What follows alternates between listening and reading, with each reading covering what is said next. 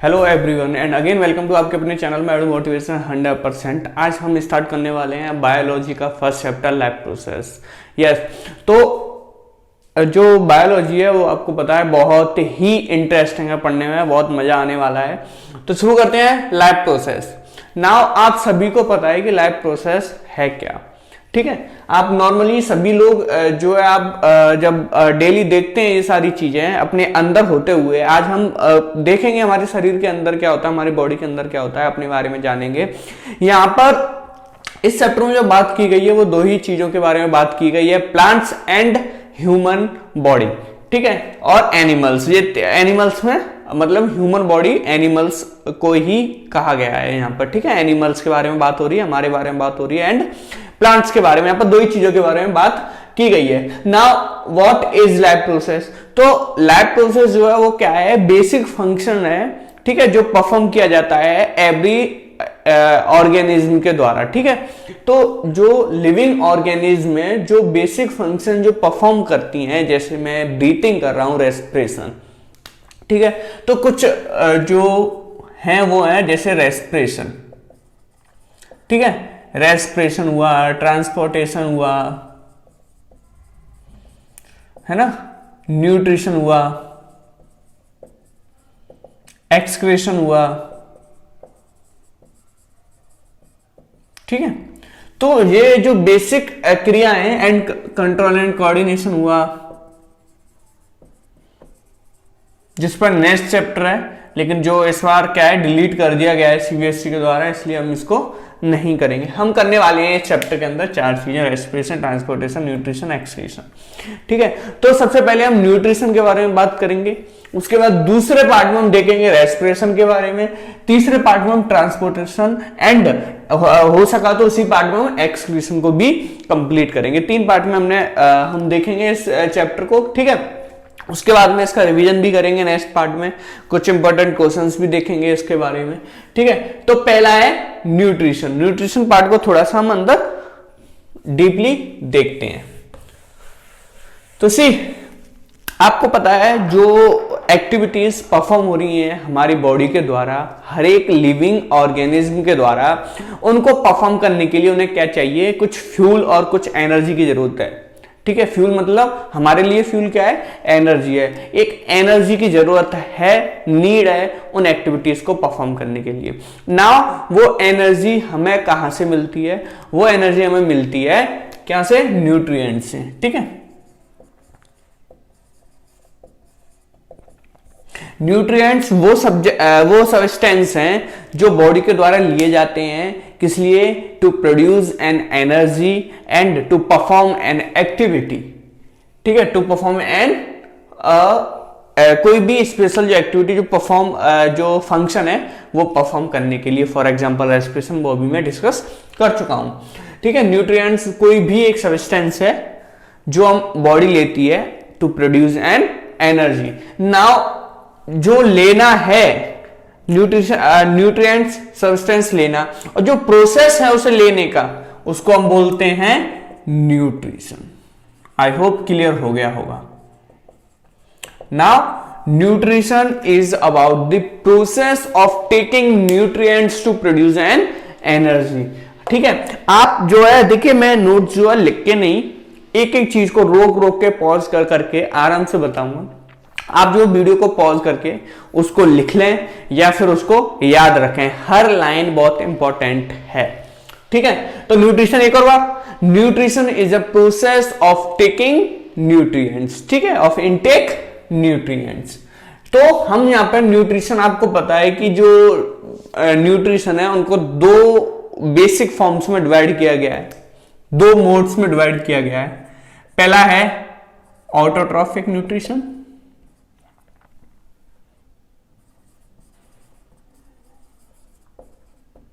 ठीक है, और दूसरा है यस हेटरोट्रॉफिक न्यूट्रिशन, जो कि आप जो है छोटी क्लासेस में पढ़ चुके हैं। आपको सभी को पता है ऑटोट्रॉफिक न्यूट्रिशन कौन सा है? यस राइट, जो भी ऑर्गेनिज्म प्रिपेयर करता है उसका खुद का फूड, ठीक है ना, खुद का, वो किसी पर डिपेंड नहीं होता।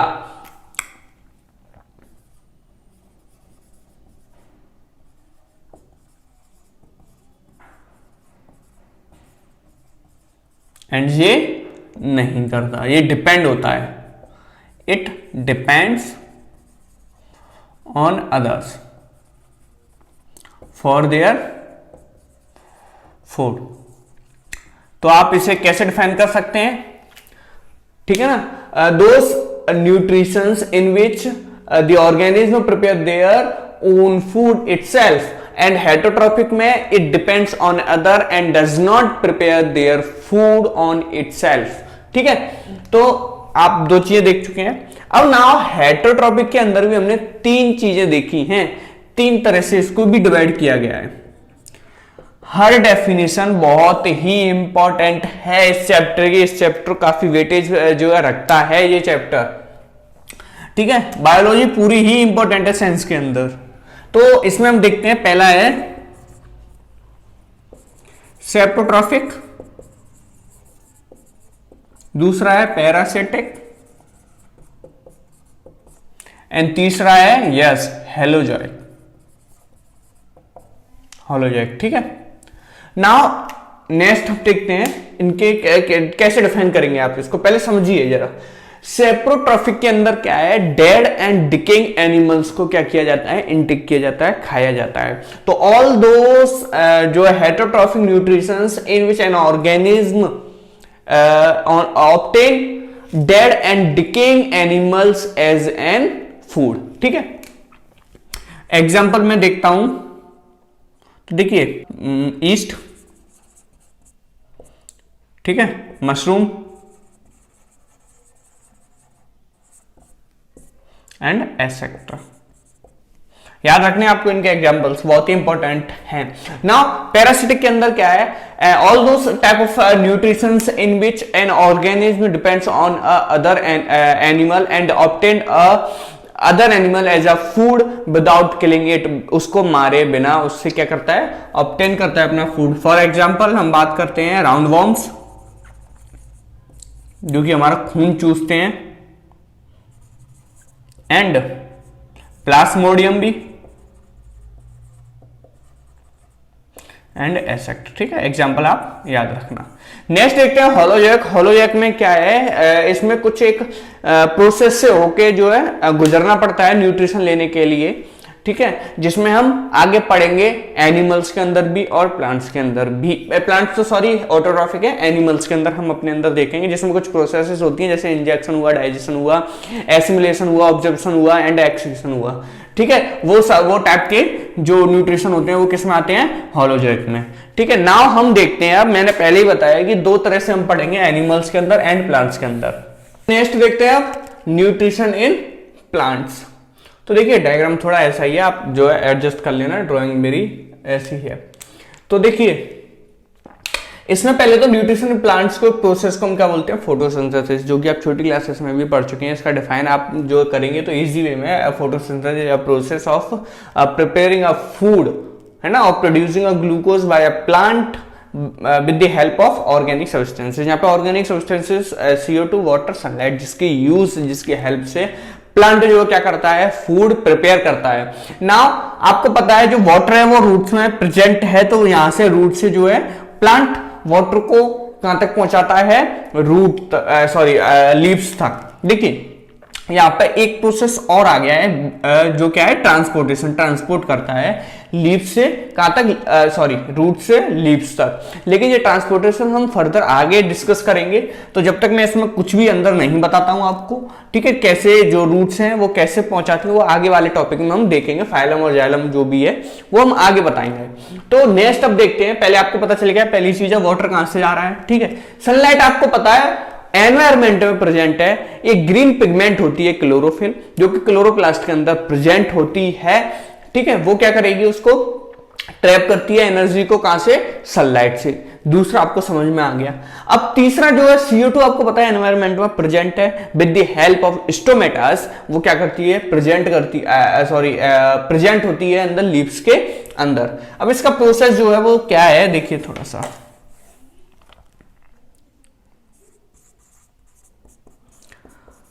अब 6 क्यों लगा रहा हूं, तो अपना केमिस्ट्री में पहले हमने पढ़ चुके हैं, क्या हमें इक्वेशन जो है वो क्या करनी पड़ती है, बैलेंस करके चलनी पड़ती है। नॉर्मली CO2 प्लस H2 हमें मिल चुका, यहां पे क्या है, लाइट,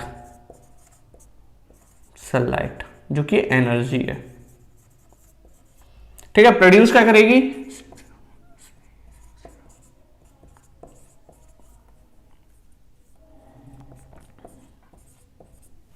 ठीक है। ये प्रोसेस आप जो है पढ़ चुके हैं छोटी क्लास में, फिर भी देखते हैं।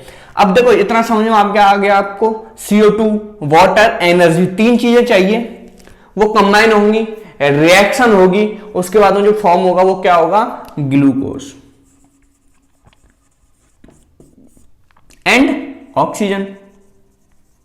अब ये प्रोसेस कब हो सकता है, जब लाइट होगी। लाइट कब होती है, दिन में। तो दिन का जो प्रोसेस है आपको दिखाई दे रहा है। तो जब देखिए, अब ध्यान से देखना जरा, ये चीजें जो है कोई भी आपको इतना अच्छे से नहीं बताएगा, मैं एक एक पॉइंट आपको लिखना है जिससे कि आप जो है मार्क्स जो है अच्छे ला सकें। देखिए पहला पॉइंट जो है, वाटर कहां से आएगा, रूट से आएगा। दूसरा पॉइंट है, सनलाइट किसके द्वारा, क्लोरोफिल के द्वारा ट्रैप की जाएगी एंड वो एनर्जी में फॉर्म होके रिएक्ट होगा जब वाटर के साथ में, तो जो फॉर्म होगा हमारे पास में क्या होगा, ग्लूकोज एंड ऑक्सीजन। ये चीज आपको क्लियर है, ठीक है। CO2 अंदर कैसे आया, क्लोरोप्लास्ट के थ्रू, सॉरी स्टोमेटा के थ्रू। स्टोमेटा आप अच्छे से जानते हैं, यहाँ पे टाइनी जो छोटे छोटे जो लीव्स के नीचे की साइड में बने हुए होते हैं,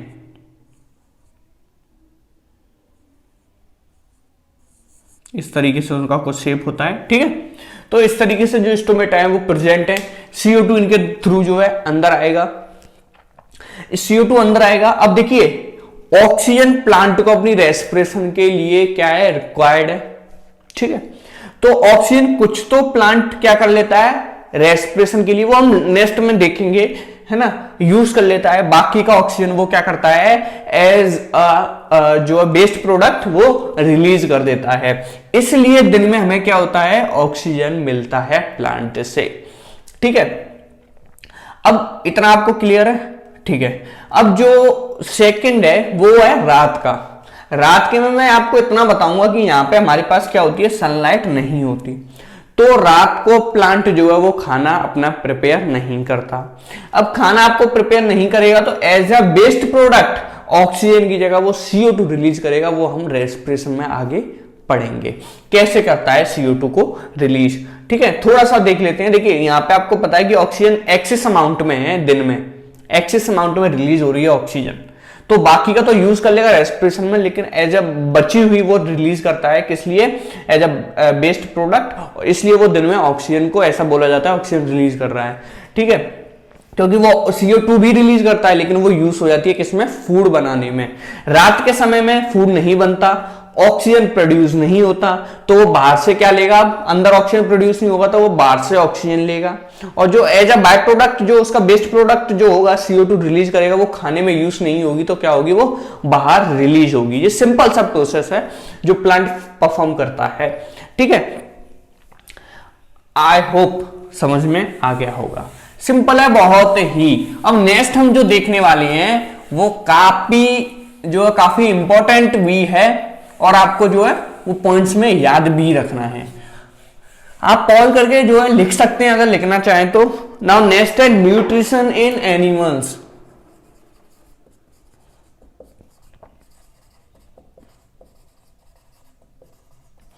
न्यूट्रिशन इन एनिमल्स, तो न्यूट्रिशन इन एनिमल्स से पहले हम न्यूट्रिशन इन अमीबा भी देखते हैं। देखो कुछ प्लांट्स भी ऐसे हैं, कुछ एनिमल्स भी ऐसे हैं, जैसे ह्यूमन बींग्स हैं, अमीबा है, ठीक है, और भी बहुत सारे जो क्या करते हैं, अदर एनिमल्स पे डिपेंड होते हैं अपने फूड के लिए। आप बोलेंगे plant, how it is possible, तो एक एग्जांपल मैं देता हूं, आपकी बुक में दिया होगा शायद, वीनस फ्लाई ट्रैप। ये एक ऐसा प्लांट है जिसपे जब मक्खी बैठती है तो वो क्या कर लेता है, ट्रैप कर लेता है और उससे जो है न्यूट्रिशन लेता है। सिंपल सा, ठीक है, इसको आपको याद रखना है। क्या करता है, ये प्लांट है जो एनिमल यूज करता है। सिंपल है, पहला पॉइंट आपका क्लियर है। दूसरा पॉइंट मैंने बोला कुछ एनिमल्स भी ऐसे हैं जो एनिमल्स पे भी डिपेंड होते हैं, वो आप सिंपली पढ़ चुके हैं, हर्बीवोरस, कार्निवोरस एंड ओमनिवोरस, तीनों तरह के आप पढ़ चुके हैं। हर्बीवोरस हर्ब्स पे, प्लांट्स पे डिपेंड होते हैं, ओमनिवोरस दोनों पर डिपेंड होते हैं, प्लांट्स पे एंड जो है एनिमल्स पे भी, एंड लास्ट है कार्निवोरस जो कि जो है एनिमल्स पे ही डिपेंड होते हैं, ठीक है, ओनली एनिमल्स पे ही डिपेंड होते हैं। नाउ सेकंड क्लियर है। अब थर्ड देखते हैं, न्यूट्रिशन इन अमीबा देख लेते हैं थोड़ा सा, न्यूट्रिशन इन अमीबा जो कि आपकी बुक में दे रखा है, पैरामीशियम का भी दे रखा है, लेकिन अमीबा आप समझ लिए, पैरामीशियम आपको मैं ओरली वैसे बता दूंगा। पैरामीशियम का कुछ स्ट्रक्चर जो स्लीपर शेप का होता है, ठीक है, तो इस पे जो ये होते हैं इनसे ये फूड अपना ऑब्टेन करता है और रिलीज कर देता है, सिंपल है। आप अमीबा देखिए, अब अमीबा का शेप इरेगुलर होता है, आप जानते ही हैं, ठीक है। अमीबा का शेप क्या होता है, इरेगुलर होता है।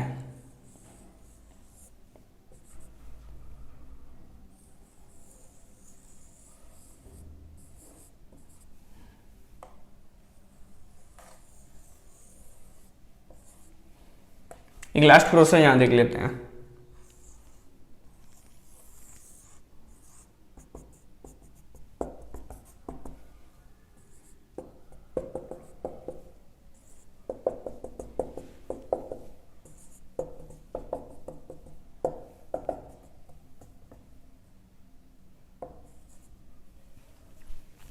सी अमीबा के अंदर देखिए, नॉर्मल ये अमीबा है ना, उसे देखा कि यहां पे कोई एक ऑब्जेक्ट है, एक फूड है, उसने क्या किया, अपने सीडोपोडियास, इन्हें बोलते हैं हम सीडोपोडिया, ठीक है, उसने क्या किया, सीडोपोडिया निकाले अपने, मतलब आगे उसको ग्रैब करने की कोशिश की, पकड़ने की कोशिश की। अब उसने क्या किया, पकड़ लिया, यहां पे वो फूड वैक्यूल क्रिएट करेगा और उसे मार देगा। मारने के बाद वो यहीं पर डिजॉल्व हो जाएगा और बॉडी में, यहां से फिर बॉडी में डिजॉल्व होना स्टार्ट हो जाएगा। ये नेक्स्ट आपको पता ही है क्या है, न्यूक्लियस है, ठीक है। तो ये बॉडी में डिजॉल्व हो गया, मान लीजिए, एक प्रोसेस और लिख सकते हैं आप, लिखना चाहें तो नहीं, कोई दिक्कत नहीं है। बॉडी में डिजॉल्व होने के बाद में लास्ट में जो वेस्ट है, जो डाइजेस्ट नहीं हो पाया, वो क्या होगा, बाहर एक्सक्रीट कर देगा वो। तो ये हो गया प्रोसेस एक्सक्रीशन। पहला प्रोसेस हो गया injection, digestion and assimilation.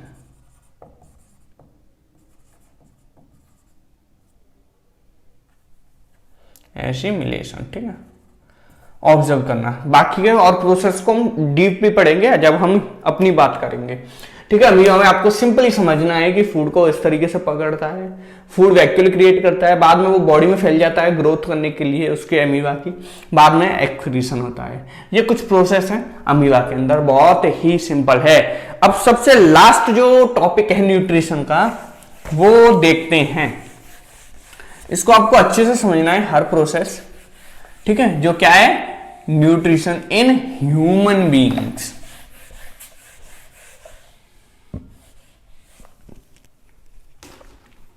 Nutrition in human beings.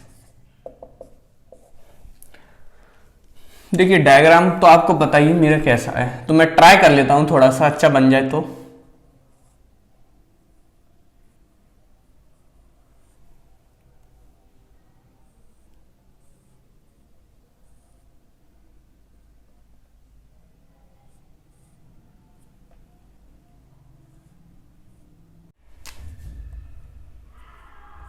Okay, बन गया। तो देखिए अब शुरू करते हैं nutrition in human being, very important part and interesting part of the nutrition part, ठीक है। तो कुछ प्रोसेस हैं जो परफॉर्म होते हैं, पहले मैं लिख देता हूं, जैसे इंजेक्शन, पहला प्रोसेस क्या है, यस इंजेक्शन। दूसरा प्रोसेस होता है फिर डाइजेशन, डाइजेशन के बाद तीसरा प्रोसेस जो होता है वो क्या होता है, ऑब्जर्प्शन, ऑब्जर्प्शन के बाद में एसिमिलेशन एंड लास्ट पार्ट क्या है, yes egestion, excretion and egestion, ठीक है। तो देखिए सबसे पहले आपको पता है हम क्या करते हैं, हम खाना अंदर खाते हैं। तो इसने अपना हाथ उठाया, खाना लिया, मुंह के अंदर दिया, उस प्रोसेस को हम बोलते हैं इंजेक्शन। मुंह के अंदर खाना जाएगा, वो क्या करेगा, च्यू करेगा, उसको चबाना शुरू करेगा। पहला प्रोसेस क्या है, इनटेक ऑफ फूड, ठीक है ना, खाना उसने अंदर लिया, उसको हम बोलते हैं इंजेक्शन। पहला प्रोसेस न्यूट्रिशन का खत्म होता है। दूसरा अब शुरू होगा हमारा digestion, and digestion starts from the mouth, ठीक है, माउथ से ही वो स्टार्ट हो जाता है। तो उसने च्यू किया, अब ग्लैंड्स होते हैं कुछ, ठीक है, वो ग्लैंड्स क्या करेंगे, कुछ एंजाइम्स रिलीज करते हैं। जैसे सलाइवरी ग्लैंड्स के बारे में बात करते हैं माउथ के अंदर। कौन सा ग्लैंड, सलाइवरी ग्लैंड।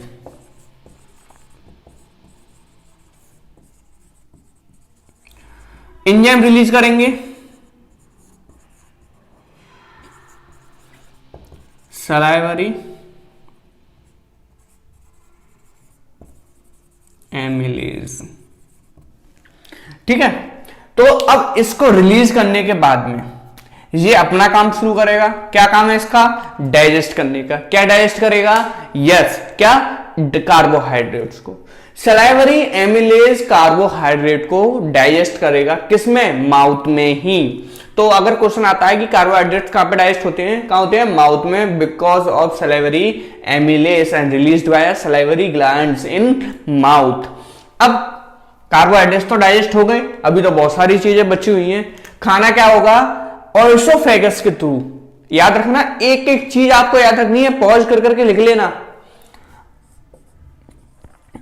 एसोफेगस, ओएसोफेगस क्या करेगा, अब खाना अंदर आएगा इसके थ्रू, और हम इसे क्या बोलते हैं, फूड पाइप।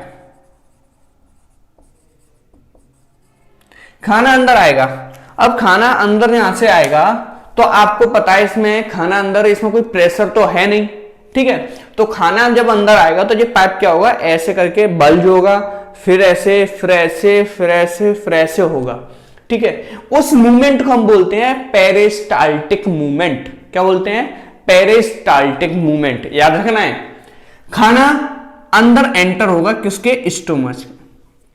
स्टोमक के अंदर खाना आने के बाद में, खाना यहां पे आ चुका है, अब ये रहा, स्टोमक के अंदर आ गया। अब गैस्ट्रिक जूसेस रिलीज होंगे। क्या रिलीज होगा, नेक्स्ट, पहला चीज। दूसरा, gastric juices, gastric juices, gastric juices release होने के बाद में कौन से हैं, पहले ये चीज कौन से हैं, पहला है HCl। क्या है, HCl। दूसरा है पेप्सिन, नोट कर लेना, पेप्सिन। एंड तीसरा है म्यूकस। अब तीन चीजें रिलीज हुई, HCl, पेप्सिन, म्यूकस। तीनों का आप काम देखते हैं एक एक लाइन में। सबसे पहले हमने बात की थी HCl रिलीज हुआ, मान लीजिए HCl रिलीज होने के बाद में उसका काम क्या होता है, आपको पता है HCl is in acidic nature, ठीक है। तो एसिडिक नेचर में पेप्सिन का एक चीज है कि वो जब एक्टिवेट होता है ना, तो जब भी होगा जब उसका जो नेचर होगा आसपास का, वो कैसा होगा, एसिडिक नेचर होगा। तो HCl makes a food acidic nature, ठीक है। तो जिसकी वजह से क्या हो सके, पेप्सिन एक्टिवेट हो सके, बस इतना ही काम है। HCl क्या करेगा, पेप्सिन को एक्टिवेट के लिए रिलीज होगा। दूसरा है म्यूकस। अब HCl इतना एसिडिक होता है, उसका pH लेवल इतना हाई होता है कि it can injury to our stomach. तो म्यूकस इसकी स्टोमक की जो आउट सरफेस लेयर है उसको क्या कर लेगा, कवर कर लेता है, एसिड से बचाने के लिए, इंजरी से बचाने के लिए, जिससे जिससे जो स्टोमक है वो इंजरी ना हो। दोनों का काम ठीक है। HCl एक्टिवेट करने के लिए पेप्सिन को रिलीज होता है, एसिडिक बनाने के लिए उसको नेचर को वहां के आसपास का। म्यूकस HCl से बचाने के लिए। पेप्सिन का काम है बस, पेप्सिन क्या करता है, प्रोटीन को क्या करेगा, वो डाइजेस्ट करता है, ठीक है। प्रोटीन को, किसको, प्रोटीन को, किसको, प्रोटीन को। यहां पे काम खत्म। अब प्रोटीन डाइजेस्ट हुआ, लेकिन कंप्लीट डाइजेस्ट नहीं हुआ, कुछ बचा। अब यहां से क्या होगा, ये यहां से ये वॉल्व खुलेगा, यहां से खाना यहां आ गया, ठीक है। स्मॉल इंटेस्टाइन में ऊपर है, अभी ऊपर वाले पार्ट में, ठीक है, ऊपर वाले पार्ट में, ये ऊपर वाले कुछ पार्ट में इंटेस्टाइन में। अब नेक्स्ट जो काम शुरू होगा वो किसका होगा, पहले होगा बाइल का। अब बाइल क्या है, एक बाइल जूस है जो कि लिवर के द्वारा रिलीज होता है। बाइल एक जूस है released by liver and present in गैल ब्लैडर। ये पार्ट है गैल ब्लैडर, ये पार्ट है पैनक्रियास। अब पैनक्रियास समझ गए आप, ठीक है। अब देखिए गैल ब्लैडर के प्रेजेंट होता है यहां पर bile juice, bile juice release होगा यहां पे। अब बाइल जूस का वर्क क्या है, हाँ, पेप्सिन यहां पे एक्टिवेट होने के लिए, जैसे उसे HCl चाहिए होता है, ऐसे जो अगले आने वाले जूसेस रिलीज होने वाले हैं जो कि पैनक्रियास के द्वारा रिलीज होंगे, जिन्हें हम बोलते हैं पैनक्रियाटिक जूसेस या पैनक्रियाटिक एंजाइम्स, ठीक है। उनको कैसा नेचर चाहिए, उन्हें बेसिक नेचर चाहिए। तो bile is in basic nature, और वो खाने को कैसा बना देता है, एसिडिक से बेसिक बना देता है। वो पहले एसिडिक खाना है, अब वो बेसिक हो जाएगा। किसकी वजह से, बाइल की वजह से, जो कहां प्रेजेंट है गैल ब्लैडर में, जो कहां पे है लिवर उसे रिलीज करता है। बाइल का काम खत्म। अब नेक्स्ट काम शुरू होता है पैनक्रियास का। पैनक्रियास 3 एंजाइम रिलीज करता है, पैनक्रियास एमिलेज, ट्रिप्सिन, दूसरा क्या है ट्रिप्सिन, ठीक है। पहला है पैनक्रियास एमिलेज, दूसरा है ट्रिप्सिन, तीसरा है लाइपेज। देखिए 3 है, पैनक्रियास एमिलेज लिख देता हूं मैं सिर्फ, दूसरा है ट्रिप्सिन, तीसरा है लाइपेज। अब तीनों का काम देखते हैं। पहला है पैनक्रियास एमिलेज। तो पैनक्रियास एमिलेज का काम है स्टार्च को डाइजेस्ट करना, सिंपल है। क्या करता है, स्टार्च को डाइजेस्ट करता है। दूसरा है ट्रिप्सिन। देखिए जो मैं बता रहा हूं ना, इनके जो प्रोसेस हैं वो और भी जो इनकी इक्वेशन है वो आप आगे फर्दर क्लासेस में पढ़ेंगे। जैसे पहला है पेप्सिन एक्टिवेट होने से पहले क्या बोलते हैं उसे, एक्टिवेट होने के बाद में। अभी कंप्लीट डाइजेस्ट नहीं हुआ, फिर किस में चेंज होता है, फिर किस में, इस तरीके से, ठीक है। या फिर आगे हम जब भी हमारा मन करेगा एक्स्ट्रा पढ़ने का, एक्स्ट्रा बताने का, तो उसमें हम कवर कर लेंगे। पैनक्रियास में एमिलेज में क्या, स्टार्च को डाइजेस्ट कर दिया, यहां से कुछ प्रोटीन बचे थे इनडाइजेस्टेड, उनको ट्रिप्सिन द्वारा डाइजेस्ट करेगा। क्या डाइजेस्ट करता है ट्रिप्सिन, उसको प्रोटीन्स को। लाइपेज अब क्या करेगा, लाइपेज इमल्सिफाइड फैट, बाइल के द्वारा जो बेसिक हुआ था, तो वहां पे जो फैट था वो क्या हो गया था, इमल्सिफाई हो गया था। अब उस फैट को लाइपेज फिर से डाइजेस्ट करेगा। क्या काम करते हैं तीनों, एमिलेज तो स्टार्च को डाइजेस्ट करता है, ट्रिप्सिन क्या करता है, ट्रिप्सिन प्रोटीन को कर देता है, लाइपेज क्या करता है, लाइपेज कुछ नहीं करता है, लाइपेज बस जो इमल्सिफाइड फैट है उसको डाइजेस्ट करता है, खत्म। अब जो खाना आया वो किस में आया, स्मॉल इंटेस्टाइन में, स्मॉल इंटेस्टाइन में खाना आ गया, ठीक है। अब इंटेस्टाइन क्या करेगी, अपने जूसेस को रिलीज करती है, इंटेस्टाइनल जूसेस। इंटेस्टाइनल जूसेस जो होते हैं, अब वो उनका काम लास्ट डाइजेशन प्रोसेस है, लास्ट स्टेप है डाइजेशन का। क्या करते हैं वो, देखिए तो कार्बोहाइड्रेट से वो कन्वर्ट होता है ग्लूकोज में, प्रोटीन एमिनो एसिड में, लास्ट फैट जो है वो किस में कन्वर्ट होता है, फैटी एसिड या ग्लाइसरॉल में, ठीक है।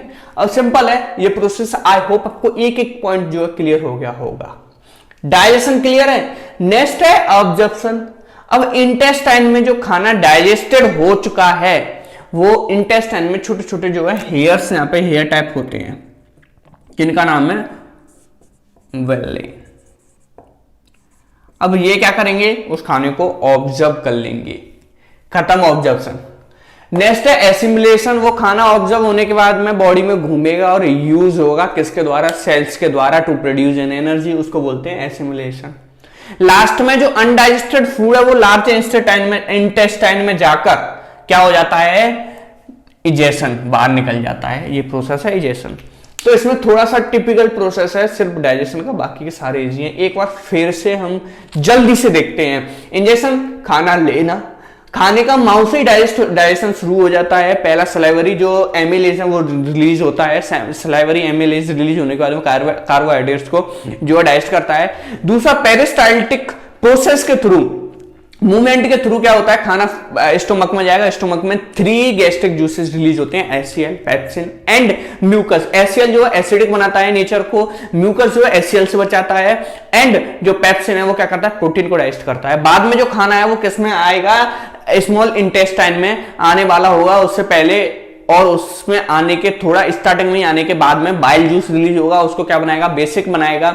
फिर बेसिक बनाने के बाद में पैनक्रियास से पैनक्रेटिक जूसेस रिलीज होते हैं, उसके अंदर pancreas, amylase, trypsin and lipase मिलता है, जो कि क्या होता है, ट्रिप्सिन जो है जब भी एक्टिवेट हो सकता है जब नेचर उसका कैसा होगा, बेसिक होगा, इसलिए बाइल जूस जो है वो उसको बेसिक इन नेचर बनाता है।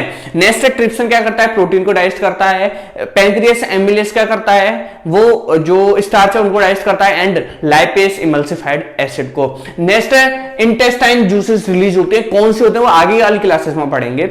और वो क्या करते हैं, हम जो हमारा कार्बोहाइड्रेट्स है उनको ग्लूकोज में, प्रोटीन को एमिनो एसिड में, एंड फैट को फैटी एसिड एंड ग्लाइसरॉल में जो है कन्वर्ट करते हैं। नेक्स्ट है ऑब्जर्प्शन, विल्ली के द्वारा ऑब्जर्प्शन होता है सिमुलेशन बॉडी में अपना, आप जो आपको बताइए जैसे लास्ट में अनवांटेड जो फूड है और जो अनडाइजेस्टेड फूड है वो बाद में इजेक्ट हो जाता है। ये प्रोसेस था, ठीक है। हम न्यूट्रिशन इन ह्यूमन बीइंग भी कंप्लीट कर चुके हैं। नेक्स्ट पार्ट में, रुको 1 मिनट, अभी जाना नहीं है। वीडियो को अगर आपने अभी तक जो है लाइक नहीं किया है तो लाइक कर दीजिए, अगर अभी तक चैनल को सब्सक्राइब नहीं किया सब्सक्राइब कर लीजिए। आप हमारी फेसबुक पे भी जा सकते हैं, वहां पे सबसे पहले सीबीएसई के अपडेट्स, सीबीएसई के जो डेट शीट वगैरह, सैंपल पेपर वगैरह सब कुछ आपको वहीं पे मिलेगा। छोटे मोटे क्वेश्चंस, टेस्ट, जो सारी चीजें वो सारे वहीं पे मिलेंगे। तो चलिए अब आप जा सकते हैं।